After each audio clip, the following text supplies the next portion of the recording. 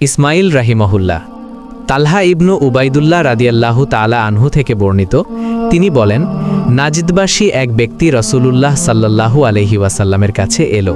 তার মাথার চুল ছিল এলোমেলো। আমরা তার কথার মৃদু আওয়াজ শুনতে পাচ্ছিলাম, কিন্তু সে কি বলছিল আমরা তা বুঝতে পারছিলাম না। এভাবে সে কাছে এসে ইসলাম সম্পর্কে প্রশ্ন করতে লাগল। রাসূলুল্লাহ সাল্লাল্লাহু আলাইহি ওয়াসাল্লাম বললেন, দিন রাতে 5 ওয়াক্ত সালাত। সে বলল, আমার উপর এছাড়া আরও সালাত আছে?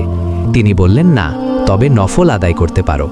রাসূলুল্লাহ সাল্লাল্লাহু আলাইহি ওয়াসাল্লাম বললেন, আর রমজানের সিয়াম? সে বলল, আমার উপর এছাড়া আরও সওম আছে? তিনি বললেন, না, তবে নফল আদায় করতে পারো। বর্ণনাকারী বলেন, রাসূলুল্লাহ সাল্লাল্লাহু আলাইহি ওয়াসাল্লাম তার কাছে যাকাতের কথা বললেন। সে বলল, আমার উপর এছাড়া আরও দেয়া আছে?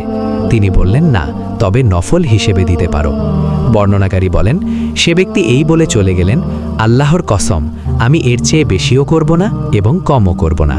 তখন রাসূলুল্লাহ সাল্লাল্লাহু আলাইহি ওয়াসাল্লাম বললেন, সে সফল কাম হবে যদি সত্য বলে থাকে। সাহিহ বুখারী, হাদিস নং 44।